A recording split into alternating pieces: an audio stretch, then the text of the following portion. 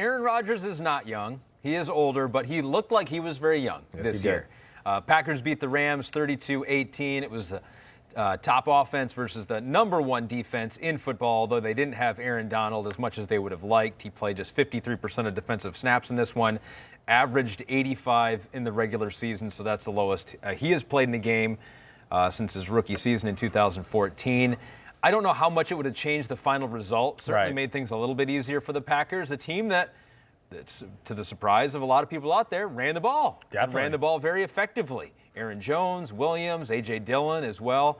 So they were able to run the ball, which meant that Aaron Rodgers even had more freedom to do what he does. And he made it look very easy against a very difficult defense.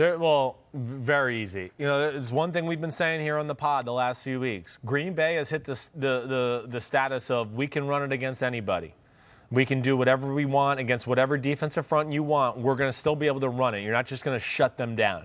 That's what's different about them from last year. You know, that's the first thing. Then playing the proper game against the team you're playing.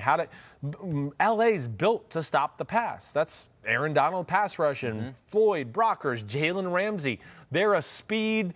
We want to play a spread football game and stop the pass game. Well, Green Bay said, screw that. We like to throw it, but we're not going to play right into your direct strength. We're going to run the ball. Can Aaron Donald handle double teams? Can your, 220-pound middle linebacker handle a pulling guard? Those type of things. They played the proper way. And then to like what you're saying right now, Rodgers is on fire. They're peaking. They're physically kicking butt. He is mentally kicking butt. LaFleur and Nathaniel Hackett are very creative with a few wrinkles in every game. And they've hit that point of where you just go, they're kind of unstoppable to a degree because he's so calm. He gets them in the right play when they're in the wrong play. You know, they call a lot of multiple plays at the line of scrimmage, so he always gets them in the right one. Then it's, you played too heavy run defense? Okay, well, we can still run it, but, you're going to keep playing that? Oh, well, then we're going to throw it and get easy completions. Oh, wait, now you're going to play two safeties back? Oh, well, okay, well, we're going to run it right up the middle. And they can't stop them that way either. They have literally hit that point where you just go, wow, and they're one of the few teams that we've talked about where they can do it both ways. They can beat you surgically and go 12 plays, boom, boom, boom, and take their time, or they can go, you, 4 plays, 80 yards, touchdown. And that's where you become dangerous. Well, let's show both of them because they had the long one to Lazard after he had dropped the long one. The same play. That's what I love about it, Ahmed. Just flip. It was the same. Just flipped, right. One was in the third quarter. The next was in the fourth quarter. The first time around, it was to the right side. The second time, it's the left side. Exact same play. You could see a quarters defense here. All right, they're playing quarters because they want that safety to be a little aggressive to come up and help in the run game. So go ahead and play it, Kristen. He's going to run a little play action fake to the front side. You can see the safeties got up there really aggressive. Quarters coverage, they're calling it because they're worried about the run game, and they're hoping they can scare you away from a pass play with a two-deep safety look, right? That type of thing. Go back one more time. And, because of the tight split, the corner 22 on the outside, he's got to play a little outside leverage. They're running the ball successfully. On this type of play, they've already seen Aaron Jones run up the middle for 60-something yards. That safety got a little aggressive. By the time he comes down and realizes Aaron Rodgers has kept the ball, it's too late and Lazard's gone. You can almost tell the oh crap moment there for the safety. Right. You're just like, this is running not good. down, and he goes like this, and he goes, He'll drop it, though. I've seen this before. I've seen it before. He didn't drop that one. That one iced the game. Really cool, though. I love that they called it again. I used to have that every now and then with some of my ex-coaches where it's like, the play would work and they would just go, okay, that was it, man. We went all week calling that play. We got it. It was good. That's it. We're done with it for today. And I'd come a quarter later and go, let's call it again. And they'd be like, well, we already called it. Yeah. I go, I didn't know. Damn, we can't call a play twice? Yeah. It worked. Let's do it again.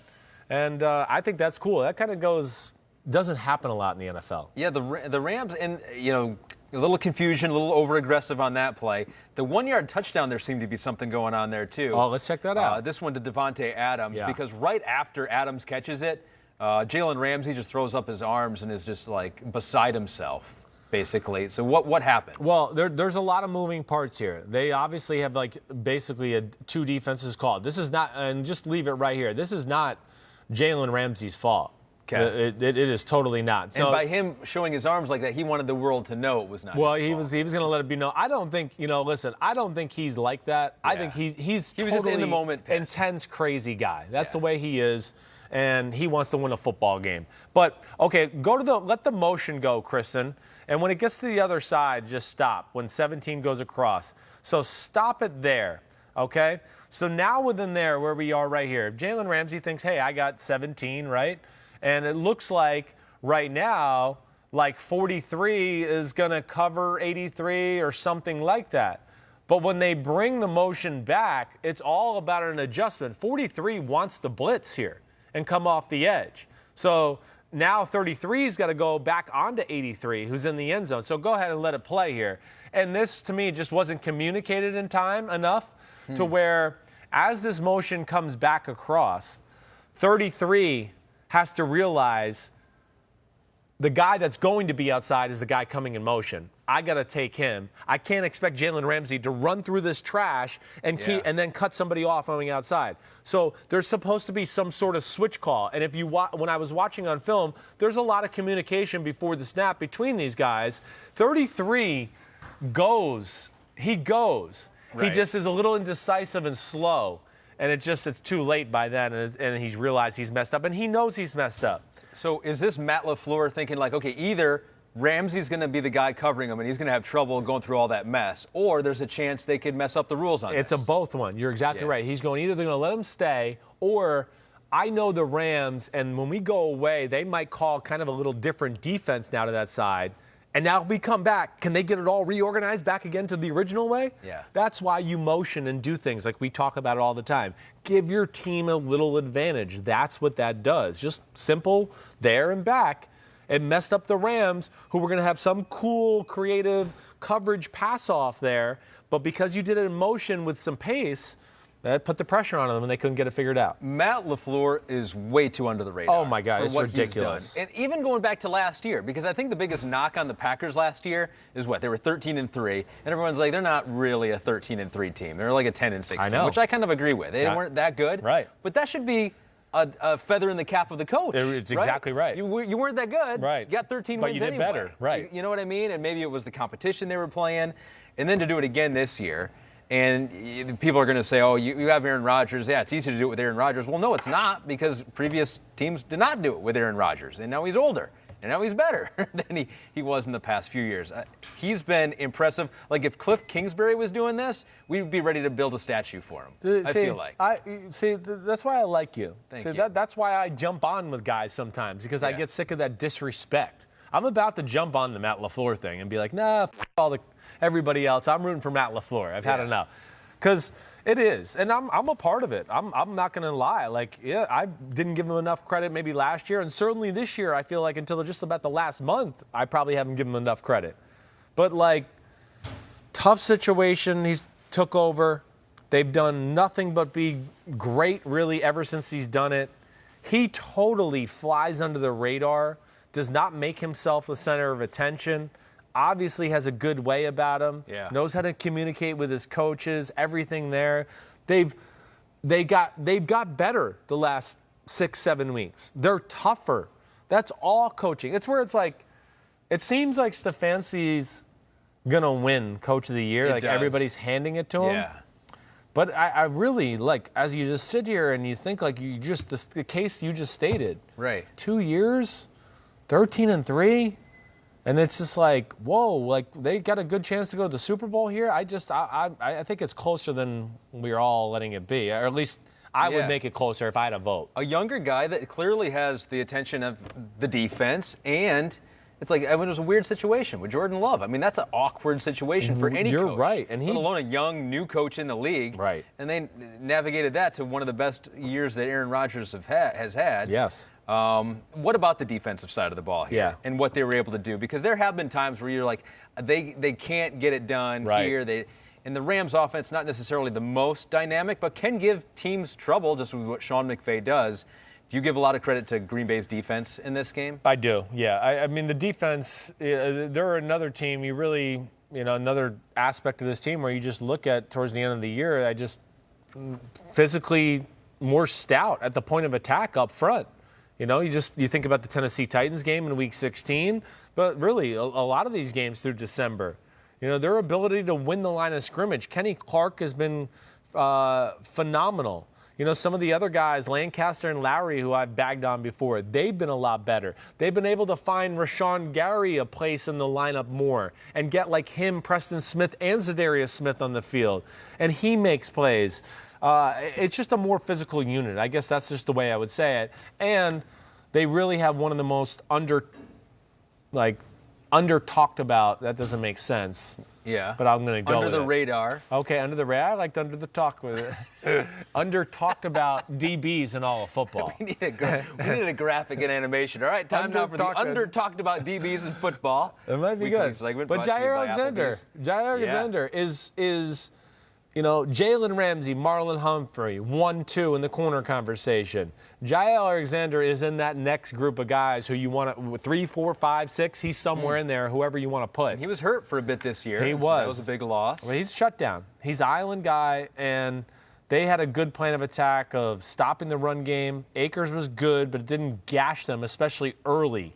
Early on, they really did a good job of slowing it down and made it to where, hey, now the boot game wasn't effective and Goff had to throw the ball early and he was okay, but not going to beat you that way. And I give Goff credit. He hung in there with that broken thumb and made some nice throws during the game. He did, yeah. Zadarius Smith had 7 quarterback pressures. Rashawn Gary, a New Jersey guy, had 7 quarterback pressures. See, that tells you. I mean, they kick butt up front right now. Right. They pressured him, Jared Goff, on 15 of the 31 dropbacks. That was the Rams' highest pressure rate allowed in a game under Sean McVay. So they did something that no other team had done under a Sean McVay Green Bay gets team. you into that throwing situation, and then they get those 3 guys you just mentioned there, and then you get them rushing. That's where they're scary. I like the Rams. I like Sean McVay. Yeah. That's a fun team, and I like a team that does it with defense, right? In this offensive era. It's like, I got Aaron Donald, Jalen Ramsey, 2 of the most dynamic defensive players. Yep. Going forward for them, the question is going to be Jared Goff, of course. It seemed like Sean McVay liked the mobility, the squirreliness of Walford when he was in there. I mentioned before he kind of compared him to Doug Flutie, and he seemed to kind of like that. I do feel like McVay's in this. He's intrigued. It's not like I don't think he's given up on Jared Goff. I don't think he's thinking we're definitely moving on. I just don't want to tell anyone yet. But he's certainly intrigued on how the offense could be different with a different quarterback. I think so. I think that's the right way to phrase it. I think that's good by you. Yeah, I still think there's belief in Jared Goff, but I think realistically they're going to go back this week, next week, and watch the year in review and do their They're going to go away and go, no, one of the detriments to our team was Jared Goff this year. He did not have a great year. There's no other way to say it. So, yeah, his comments this week leading up to the game and what he has said since the game has been over, they tell you that there's some organizational questions right now with Jared Goff. They're not going to just sign, seal, delivered, he's our guy. He had many chances over the last 2 days to go when people were going, hey, what about Jared Goff next year? He could have just said, no, that's our guy. Hey, we got competition on the team. Jared's our quarterback. We know that, blah, blah, blah. I mean, that's LaFleur if he was asked that. Andy Reid, that question would have been answered. He gave you a roundabout of, we're going to compete and evaluate everything, which means they're not pleased with the position. And he hasn't done anything to just lock it down where they're just going to go, here's a bed of roses. You're the quarterback for 2021. Yeah. I think most likely he will be.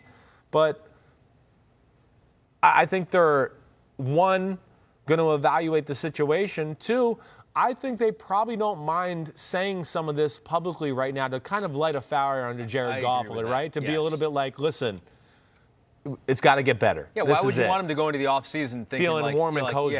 They still like me. I did enough this year to earn their trust. That's right. I think they got to put a little fire under his ass here and see how he reacts and see where it goes here. And out of respect to John Walford too, because you liked what you saw from him. You know, but you're right. It wasn't like a foregone conclusion, or else we would have seen him before, right? It was like once Walford got in there, it was like, okay, that's interesting. Yes. He's doing some things that might help us. Didn't even want to name Jared Goff the starter, you know, until the playoffs. Right, once you're there, yeah. Right, even and then he won the game in Seattle, and last week he was still going. After that, I want to evaluate everything here. Let's see if our backup's healthy first before I announce the starter. Come for on, this one. That sounds very curious. Exactly right. Yeah. So this is going to be a good one. This is Packers, Aaron Rodgers versus Tom Brady. Because it's all about the quarterbacks. I feel like this is the Josh greatest Allen, Chris Simms weekend ever. This is going to be good. I mean, this is ever. And you get to watch him from home. I get to watch him from home, and everybody will be like, hey, it's the 3 quarterbacks Chris Simms loves and the 1 guy he hates. Yeah, I've already had some friends texting me that, and I'm like, no, I don't hate Tom Brady. Stop. But it is amazing. The fact that you've gotten so much of Chris hates Tom Brady, for you not saying that you believe Tom Brady is the most talented quarterback to ever play the position, is the craziest hate ever. No, I will say this. He's the most consistently great quarterback ever. That's for sure. I've never seen anybody for this long be this consistently good. I mean, it's amazing.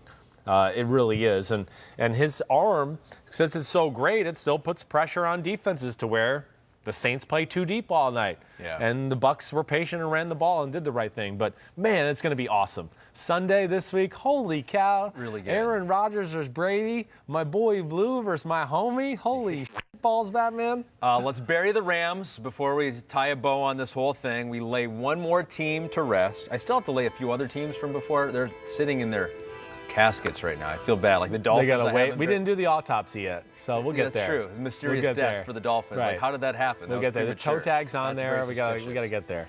Here lie the Los Angeles Rams, a team with a new empty stadium that still outdrew the 2019 Los Angeles Chargers somehow. They still had more people in this year than they did that year. You're funny. Their Super Bowl run they did not copy, playing without Darnold's chiseled body. Their season was wrecked. The last time I checked, it was because someone pooped in the porta potty. Remember that? At the beginning of the year. Hard Knocks, that's right. Hard Knocks. Right. Sean McVay was disgusted. You don't go number 2. You don't go number 2. In the porta potties. Which I didn't know at the time, honestly, before I saw that clip. So you're an habitual number 2er in the porta potties? No, I try not to. Okay. I'd rather not. I hope you would try not to. But I'm saying, I was always, like, if you are doing that, that means you probably had no choice. Like, I would agree. No one wants to sit on that thing. Correct. Agreed. So you get like unidentified funguses growing on you in a hurry.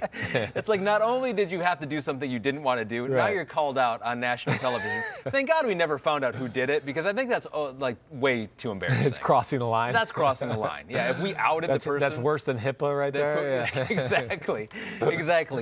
Saying that someone had COVID is far less of an egregious thing than saying that someone pooped in a porta potty. I agree with you there. Right.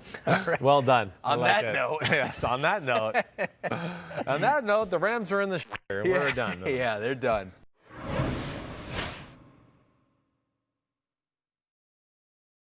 Hi, I'm Mike Tirico, and thanks for watching. Make sure to hit subscribe for the latest news and highlights from NBC Sports.